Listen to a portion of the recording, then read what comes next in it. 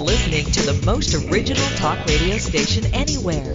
We are LA Talk Radio at latalkradio.com.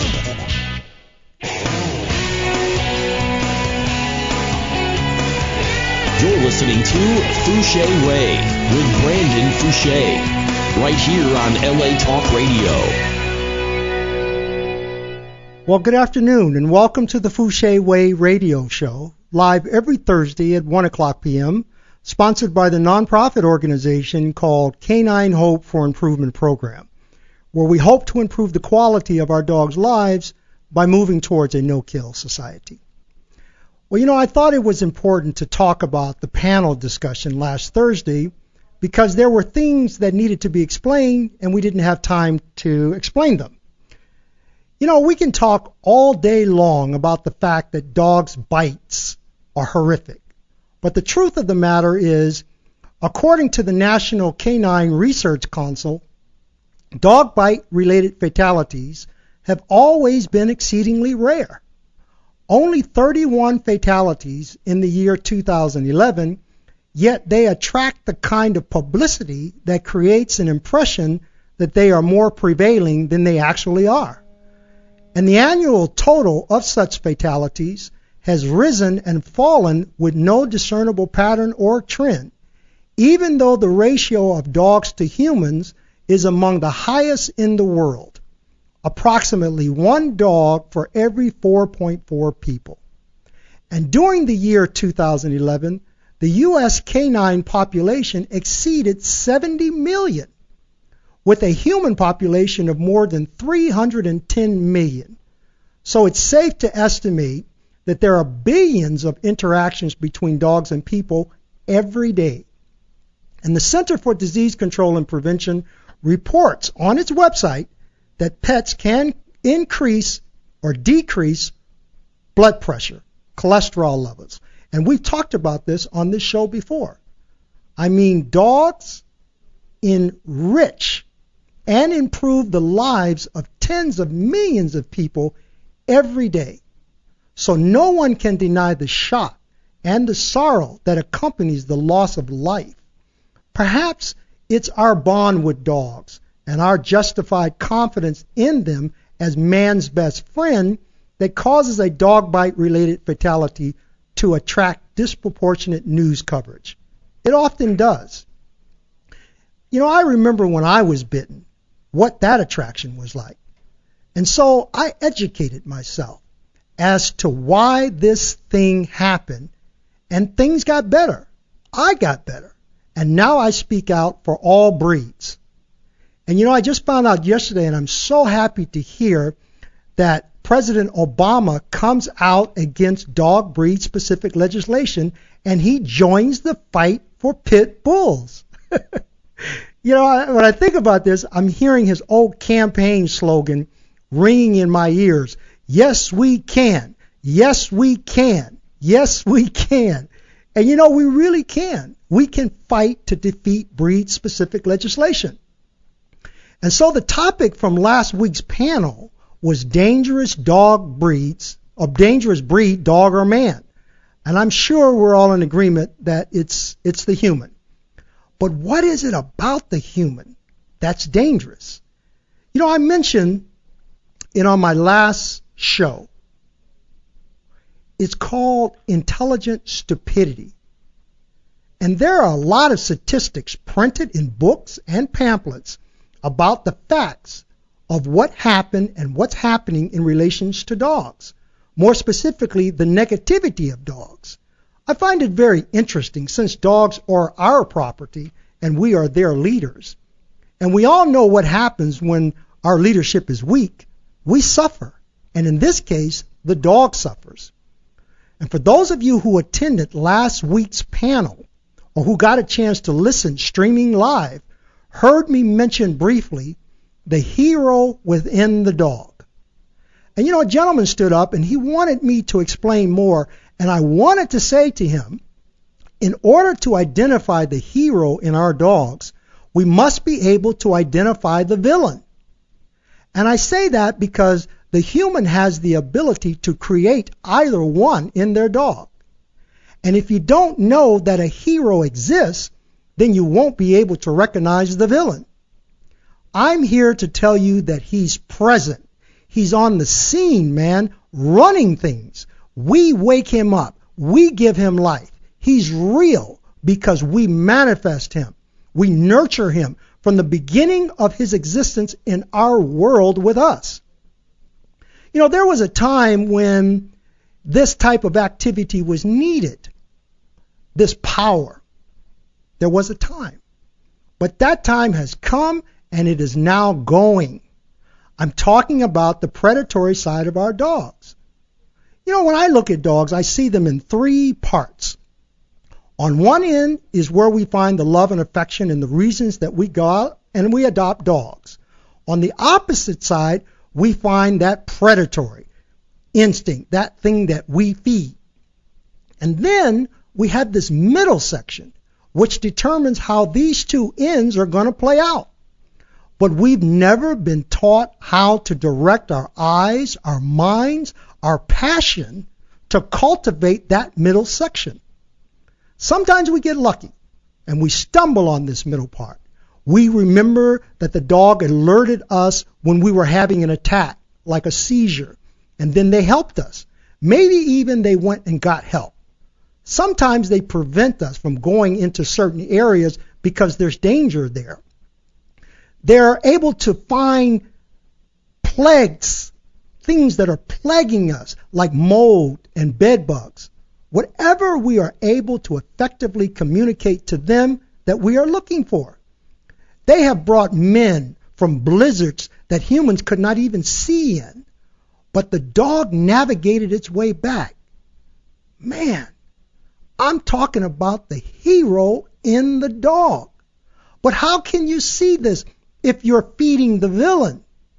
You don't even know you're feeding him. And before you know it, he's so healthy, he's strong, he's set in his ways. I mean, it's like he doesn't even need you anymore. We are grooming him to grow beyond our control. You see, he's fully grown now in his personality.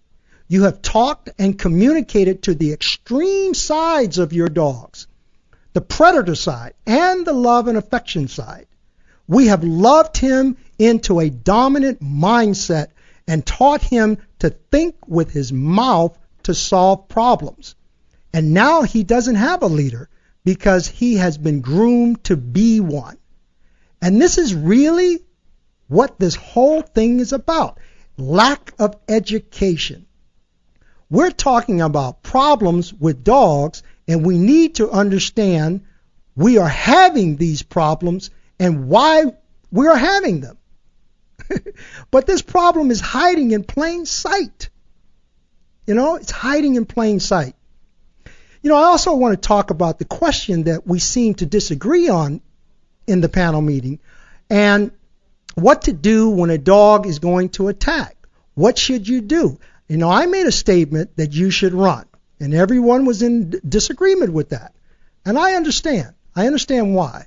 But we didn't have time to go into it, but I do now. You see, this whole idea about running came from the training of Schutzhund dogs. A Schutzhund trained dog was taught not to bite if you don't move.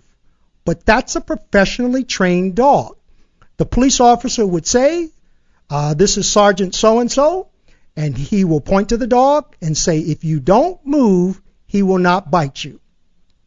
That's his training.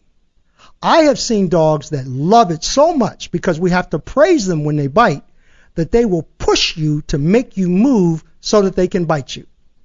That's where this came from. But that's not natural. I have never seen an animal that is afraid, that is about to be eaten, stand and allow for it to happen. They run, man. It's in their DNA. It's in our DNA. I can't tell you how many times growing up that I was saved by running, and to think if I had stood still, what would have happened? See, if you have never tried to break up a fight that you could not break up and see what that kind of damage can do, then you just might stand there and you will soon see, you'll find out what they can do. But when you know what they can do, you run. Try to get something in between you and the dog to give you time enough to get away. If you live in an area where dogs are running free, carry something like a walking stick, an umbrella, a golf club, something that will help you fend off the dog, and then try and get away. There was also a statement that was made not to kick, because if he grabs your foot, then you will end up on the ground. So what they said, instead of giving the foot, you should give your arm. Well, I don't know about you, but I'm not giving him anything. He's going to have to take it all, you know. And I would much rather give him my foot than my arm, because if he's got my foot, I may still be able to use my arms to save myself. But if he grabs you in the arm, man, you're going down anyway, because the pain will make you weak in your knees. Look, this is something that I do day to day. It revolves around my life. Trust me. If you have the opportunity, man, get something between you and the dog, and hopefully that's going to be distance. But if not, whatever you have with you, your purse, your jacket, things that are around you that will give you time enough to get away. Now, there are occasions when you may be able to make yourself big and you can yell and tell the dog to go home, because there's something that's called resident dogs. Resident dogs are dogs that are able to live someplace and they leave and come as they please. And those kind of dogs, they're used to people shooing them away. And they really just kind of want to get you away from their territory, so you may be able to fend them off by making a lot of noise. But just to stand there when a dog is coming for you and hope that when he gets there he's going to stop, I wouldn't take that advice. I wouldn't take that chance. And from the words of the late comedian Richard Pryor, he says, honey, I'll meet you at the house. He said, teach your woman how to run too, so you don't get hurt trying to help her. So I want to bring this to an end by saying that the research of the CDC, which is the Center for Disease Control, shows that bans on certain types of dogs are largely ineffective and often waste of public resource. And an alternative to breed-specific policies, they recommend a community-based approach to prevent dog bites, and ultimately they think that's a much more promising way to build stronger communities of pets and owners. And I've said this before, it takes a village to raise a child, and it takes a pack to raise a dog. And now, speaking of community-based approaches, here's someone from our community who's been on the show before, and we're doing a follow-up. Her name is Marilyn with her 2 dogs, and we want to find out what's been going on. Marilyn, are you there? Yeah, I am, Brandon. How you doing? I'm good. You know, it brought tears to my eyes when you explained about the dogs, how they have predatory and the hero, and how we can bring that out in them, and it really brought tears to my eyes. And then my 2 dogs came over to me just at that moment. Really? And there's so much truth to that, because I learned that all from you. You know, I didn't know that from all the trainers and reward-based trainers I went to, and the $8,000 I spent. Wow. Well, you know, I mean, it's out there, and that's what we're trying to do here. But go ahead. I'm sorry. No, the thing that I was just going to say is what you brought me on for today was I spent the least amount of money on you and had the most results. Oh, I'm happy to hear that. Yeah, and I am too, and so's my wallet. Well, you know, a lot of people, they seem to find it hard to part with that bit of money, thinking, and it may be because they've been other places and things didn't work. And so by the time they've gotten to me, it seems like a lot. But I always ask people, if you were to separate this out for the life of the dog, it ends up coming out to be pennies. You know, the amount that you pay. I agree. Mm-hmm. And the other thing I said to you yesterday that I want everybody to hear is, really, this is for every dog. It's not for just aggressive dogs. Mm-hmm. Because one of my dogs is not aggressive at all. And they both went away to a boot camp for 3 weeks, like Venus and Micah. And when they came back, there was more power in that treat than I had. I didn't have any power. Exactly. You know, the treat was the friggin' power. You know, this is what I mean when we talk about different hormones that we want to be able to manipulate and control in our dogs. And, you know, most people are kind of in the right direction where they use the treat because they're manipulating a hormone, but it's not the one that should be manipulated to get the kind of control that you want. You're learning that. Exactly. And my point for you is, because I almost feel funny now that my dogs are in a severe case. They were starting to. Venus was starting to get there based on all the training she had. Mm-hmm. And she's so incredibly calm now and mellow. And my point to anybody who's listening to this is that you don't need an aggressive dog to follow what you teach in order to have a very balanced dog. Like Micah is an incredible dog because I got in there, empowered myself, and learned how, from your techniques, what to do. And now I have this incredible dog. Wow. There's nothing more rewarding. And now I have an incredible pack. Wow. Yeah, you do. And you just went to the dog park, and I know you were nervous, but you did it. You did it. I'm so proud of you. I know, and I also had 6 people in my house and that have been here before and have been through this with me with Venus, and they couldn't believe how good she was, how calm she is. Yeah. You know, most people, they're still kind of confused about that because they don't understand how the dog can become calm. And I always tell people that we can't calm our dogs down, but we can create an environment where the dog can calm itself down. And that's what's happening with you. And I think you went to the vet, you mentioned, and what did the vet say? No, I didn't go to the vet. Oh. I did go to the vet with her, and she was better. My whole thing was the last trainer that I had, he said from day one, you have to get rid of one of these dogs. You cannot handle one of these dogs. So if that's what you're creating as my visualization, how could I possibly think I could overcome that? If the person I'm hiring, who's supposedly the expert, is telling me I can't handle it, then of course I'm not going to handle it. And him, up until the very last moment, was telling me to get rid of Micah because Micah would be easier to place. And I'm going to cry. It's okay. Thank God I didn't get rid of them because they're the most incredible dogs in my life. Like, I learned so much about how to be in my power, and I just had these 2 incredible, they're amazing. Yeah. You know what's interesting that you just said that, and the emotion that you're having now, it kind of, it opens up a door into the way I think. I know by talking to you that your problem was based around fear. Okay? Yeah. And so if I don't treat you for the fear, and I separate it, I push it in the foreground, the background, then you're never going to get over that. You're correct. You're never going to get over it. So I have to embolden you and point out where the fear is and what it is that you must do, because you can produce that in your dog.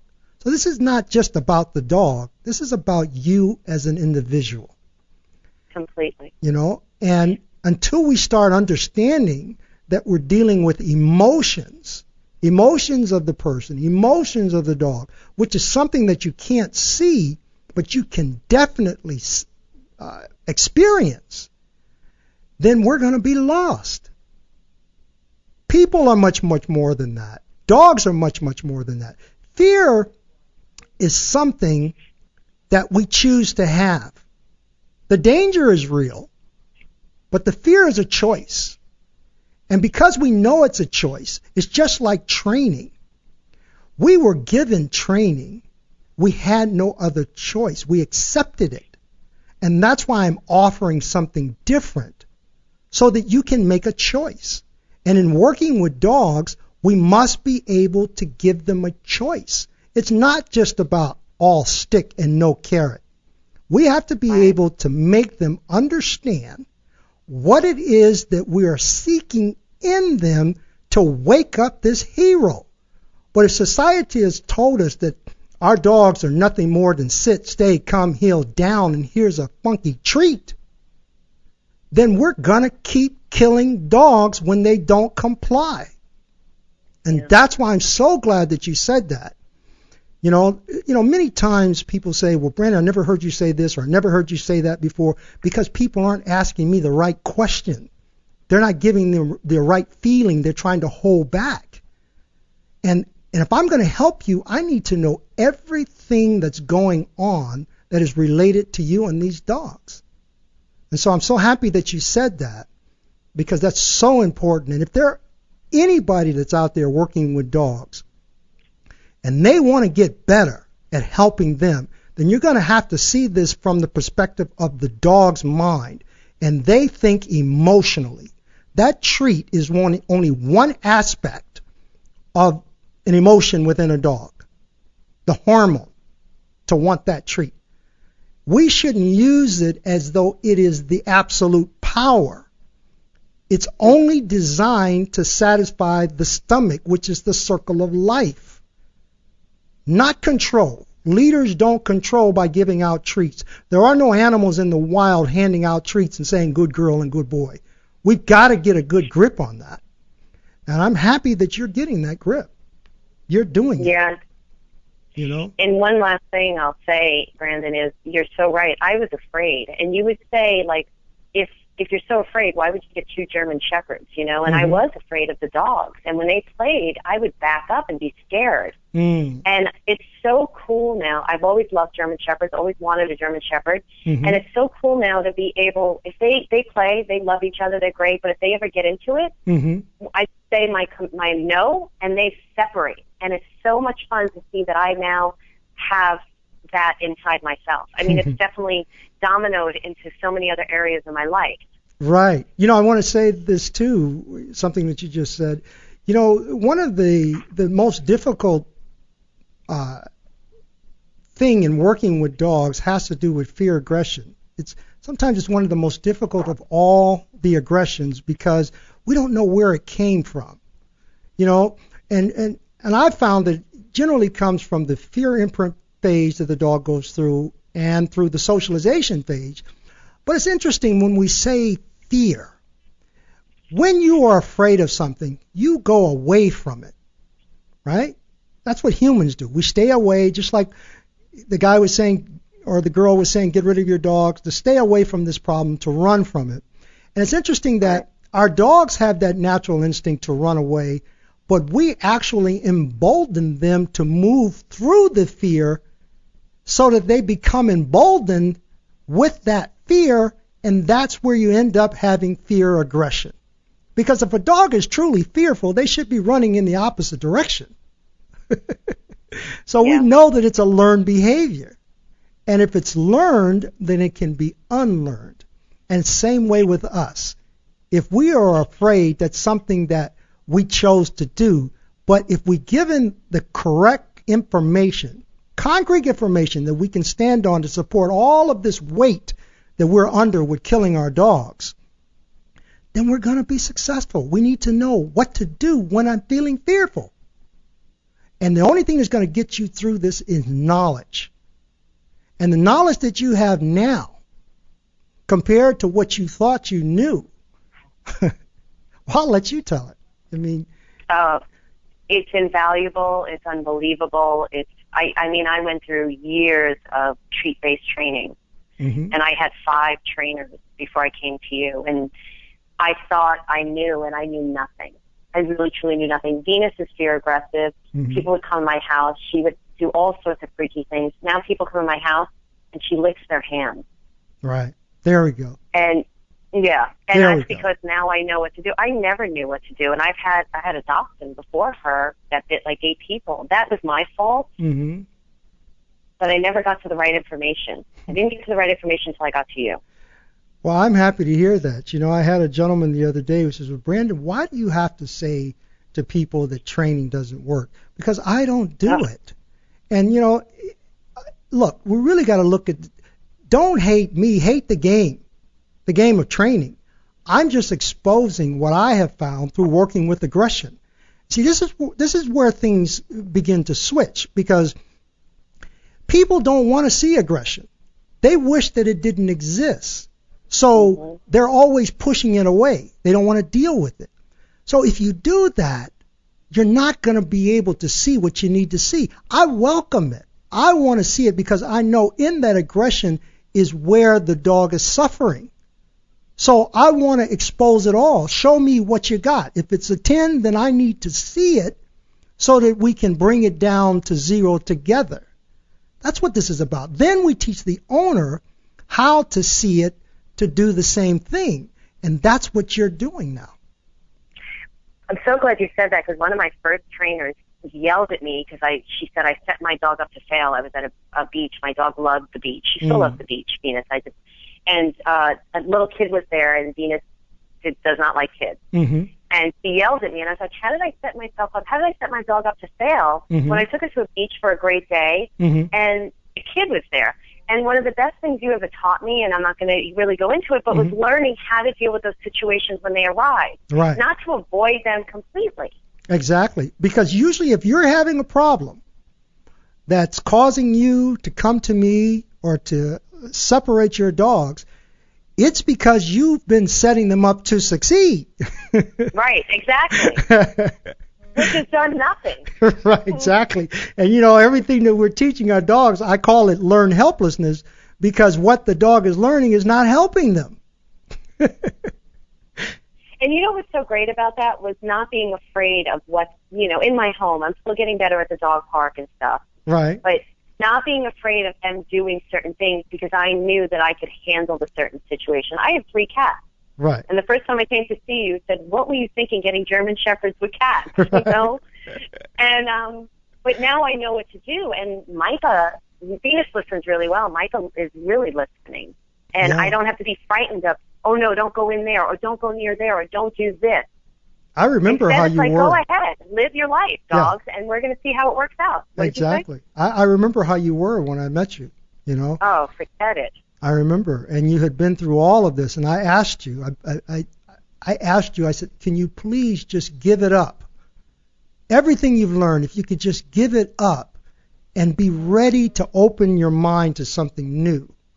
And you told me that you were ready, and you were ready. So now you've done everything you want to do. Your dog is allowing people into your home. They're licking people once they get there. You've got a group of people coming to your house. You've been to the dog park. Now you're ready to go on the hikes. Yeah. Now you're ready to expand your world. Your world became small. I couldn't leave. I didn't leave the house, I felt like, for 6 months because the trainer also wanted them separate. I'm not going to get into that. It's not about that. But it was, I felt like, you can ask any of my friends, I didn't live for 6 months because I was petrified to make any kind of move because I felt like any move I made was going to be detrimental to my dogs and to myself. Mm-hmm.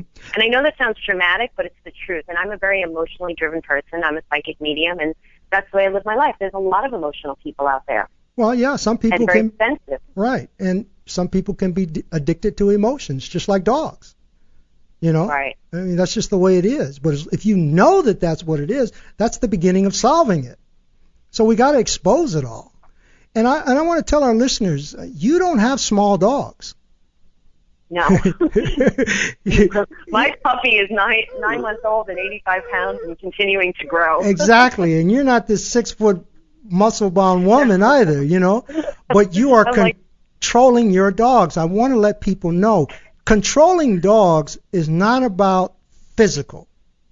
It's about mental, emotional. Yeah. It's how you make them feel.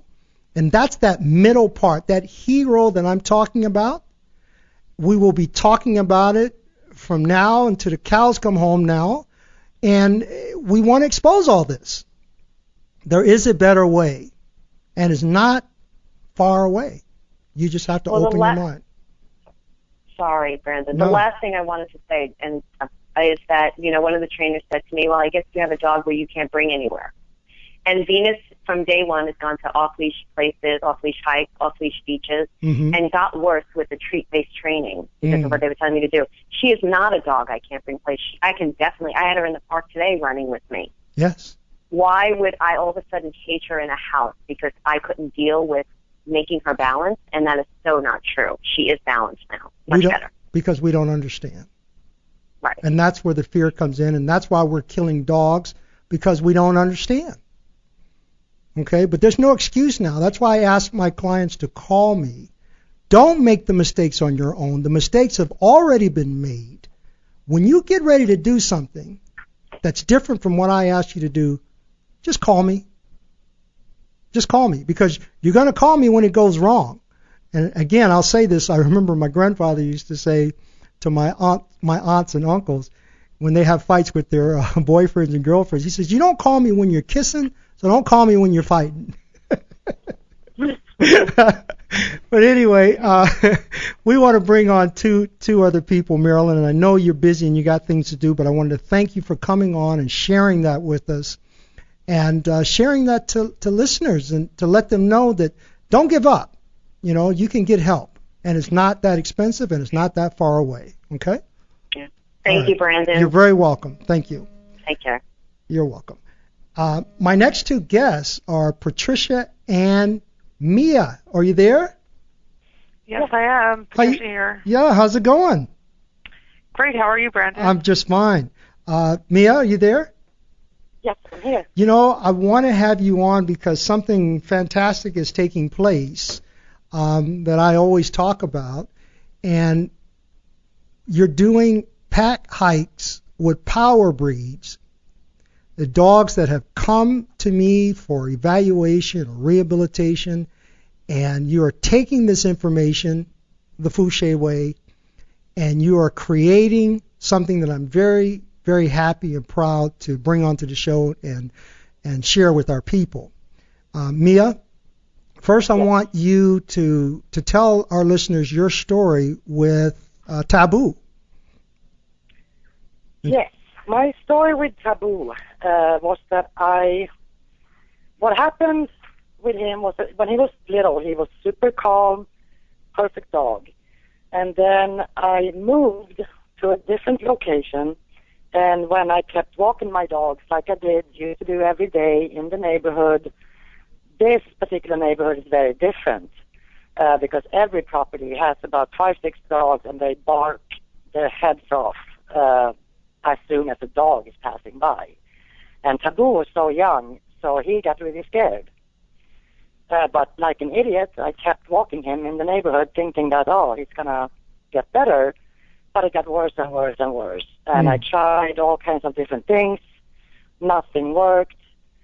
I took him on different hikes with other people, and people will yell at me that you need to kill that dog. It's a bad dog. And after a couple of months, I didn't know what to do. I was ready to cry, and I finally got a hold of you, and you took him in for evaluation and then rehab. And then I learned what I had to do with him. And you know, this was so it wasn't his fault. It was circumstances right. that happened. But then I did nothing to help him. I did everything wrong before you helped me. And your life became small. Your world became small. Terrible. Yeah. I was to a point where I was thinking that if something happens to him, I can't even take him to the vet because he's going to try to kill every dog in the waiting room. So that's how bad it got. And he's got a handicap too, right? The fear kicks in. You know, you're scared that something's going to happen. Yeah. And he has a handicap. He's got one eye. Yeah. No. Yes, he only has one eye. Yeah. Was this before you got him, or after something that happened afterwards? No, this was before. He was found as a young puppy. He was about 8 weeks old. He was found in South LA on the streets with a pierced eye. So he was blind on that eye since he was young. But it does handicap him in the sense that if a dog is coming from his blind side, he has to turn around to see what's going on, even if he can feel it. But I still think it handicaps him a bit.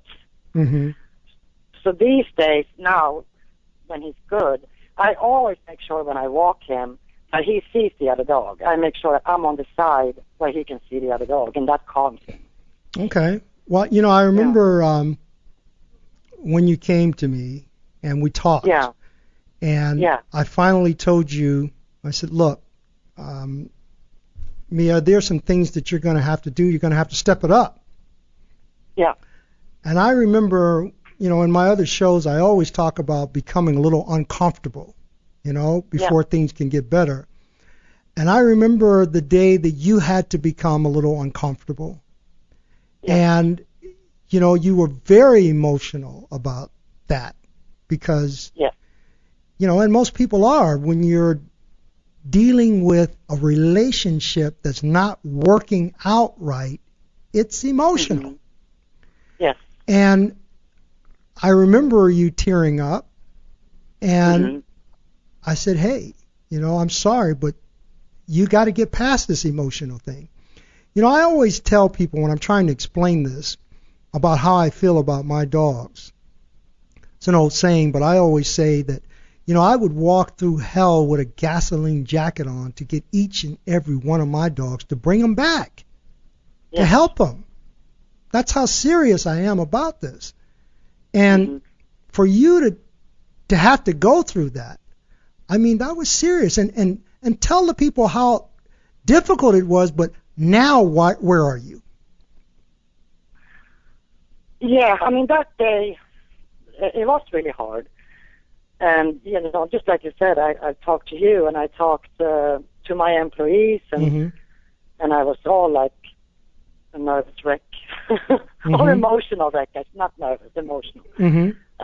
Once I got past what I had to do with him that day and I saw him change and I saw him react, it was a huge relief to me. And then after that, I realized that, for me to move on, because for me it was like no way I was going to give up on Taboo, because if I were to give up on Taboo, I would give up on myself. Right. Completely, Right. So I asked people to join me because I foster a lot of dogs, so I have good relations with a lot of the adopters, and I help them a lot. So I started calling people and I said, I need help. You guys got to come out and hike with me because I need the support of the people and Taboo needs the support of the dogs. Right. And that's how we started. They all came out, I don't know how many dogs the first hike, like between 10, 15 dogs. My employees took my other dogs. And we started hiking, and I learned that since the other people in the group had questions for me about their dogs, I got distracted because I was, giving them advice. And that was really helpful to me because I wasn't focusing on Taboo, and that way Taboo relaxed too, and that's how it all started. So it helped me a lot. And then because of what I learned from you, I'm able to help other people, and because of what I experienced with Taboo. Right. So you did I can relate to the emotions that they are going through. Exactly. And so now you're doing these pack hikes, and you've got anywhere from 15 to 20 people with these power breeds, and you're walking the Fouché Way, and everybody's having a wonderful time. Yeah, it's fantastic. I wanted to get someone else on the line, Kat, and I know that we have Patricia on the line too. I want to bring Kat in because Patricia was there when she first walked in my place, and so she's seen her from the beginning to the end. And so let me bring her in now. Let's see, we can get her on the line.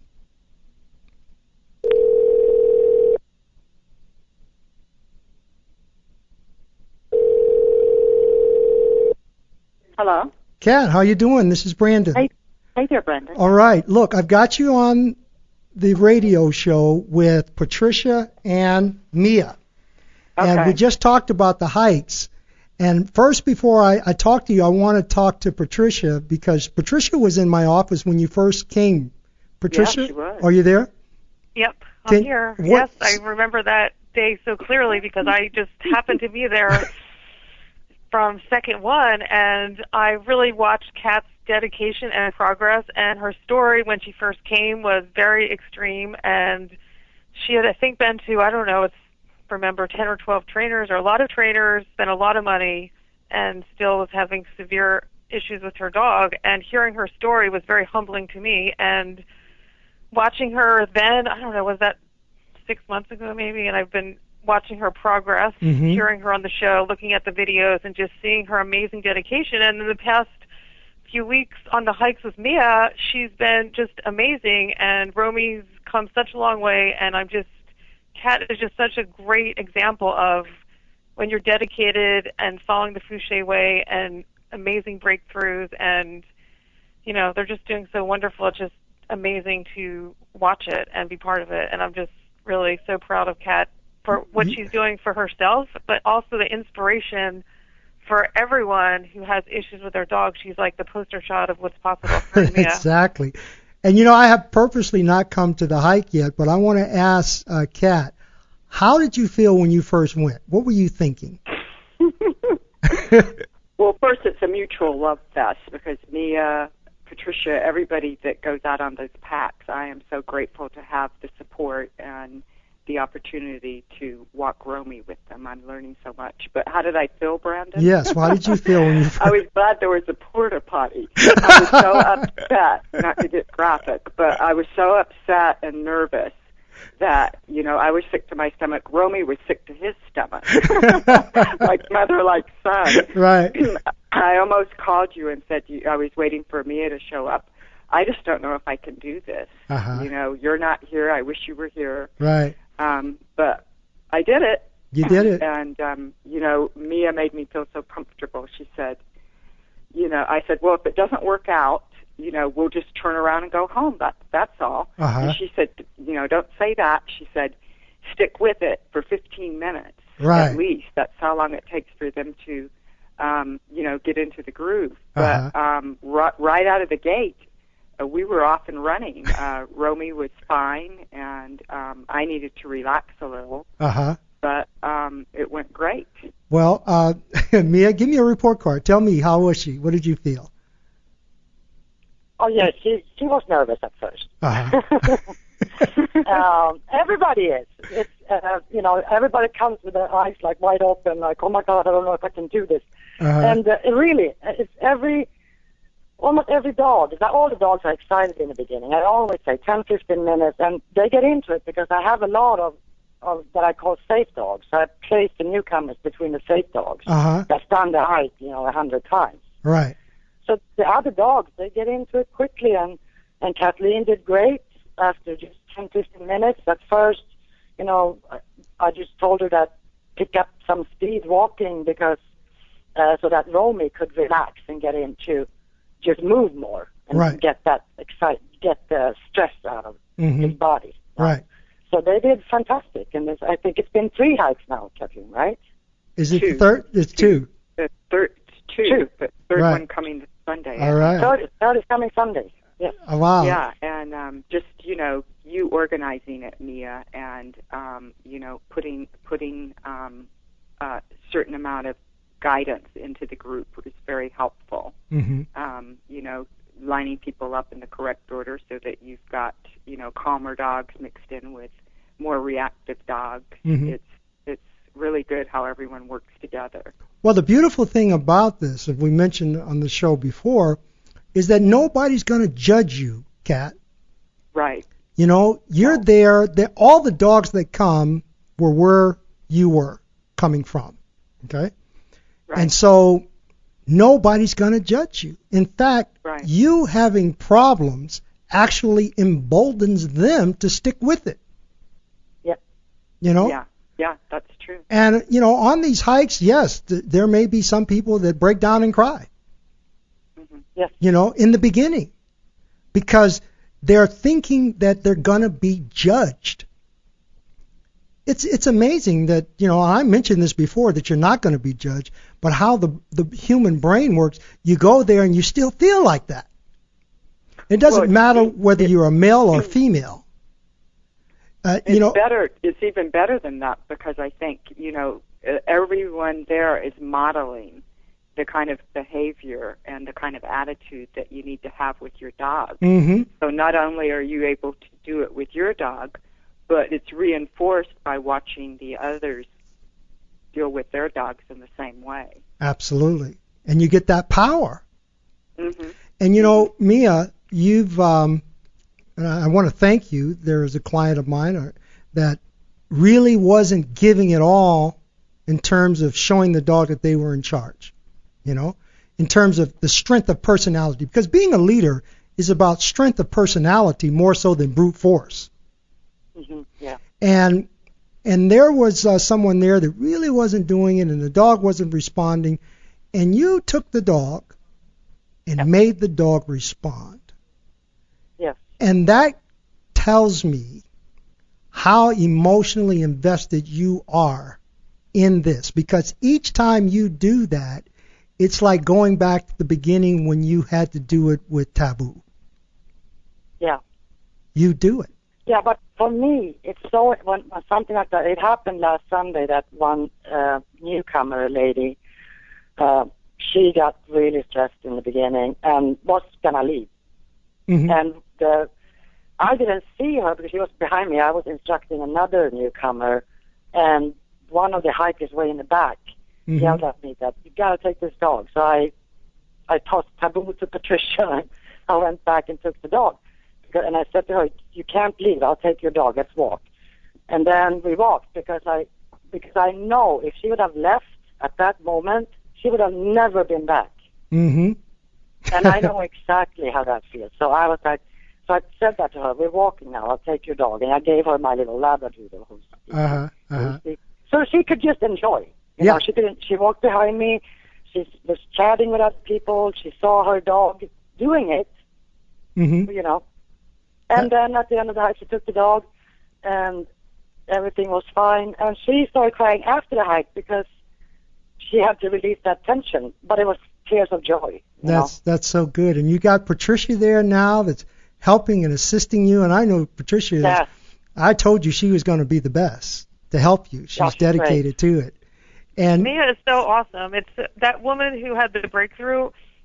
She said to us later, it's like that's like a 12-step program, and it's such a healing process to watch everyone go through that. And then like Mia's experiencing it, I'm experiencing just recently. Like once you go through it yourself, like in 12 steps, you really just want to be of service to others and support them. And it's just everyone in that group is so supportive. It's kind of like the opposite of shame. Like the new person with the most problems, they're like the rock star because they go, "Wow, you're trying, and we're here to help you." And it's just like Mia's such an amazing rock star of support, and it's just such an amazing group of people. It's wonderful to have that available to support the Fouché way and let it really, be manifest.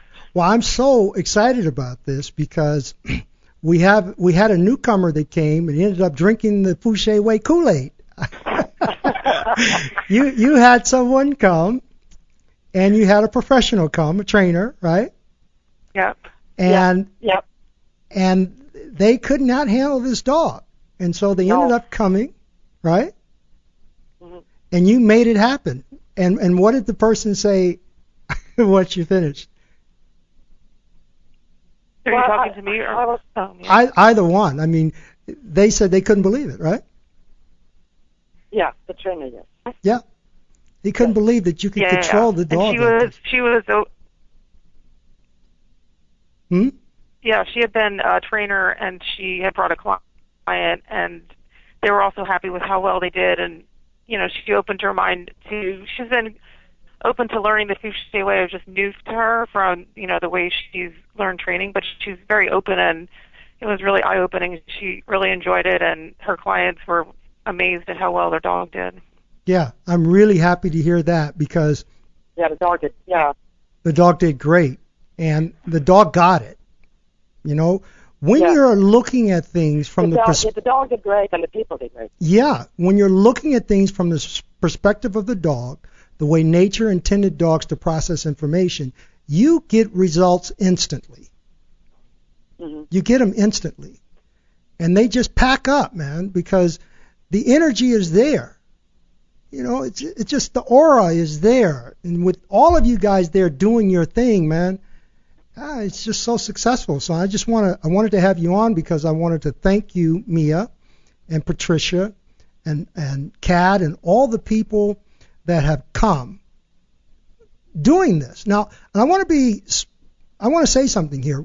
We don't necessarily just want all kinds of dogs that need help showing up and coming up.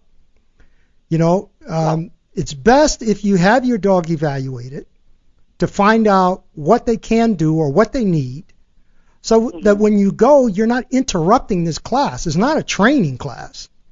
It's a socialization class. We don't want to do training classes because that's not what this is about. You know, most people don't have training problems, but they have problems because of training. So that's not what we want. We need to get these dogs evaluated. We're trying to start something that's bigger than anything that's out here. And I just wanted to bring Mia on to thank her personally for doing this, to be inspired to make this happen. I want to thank you. I want to thank you, Patricia, Mia. And Kat for going. And any of the other customers and clients that have gone, being a part of the Fouché Way. I want to thank you. And here we are again. Time is rolling. And we got to say goodbye. But thank you, everyone. Tune in again next Thursday, same time, same place, for the Fouché Way radio show. Thank you. Thank you, Brandon. You're welcome.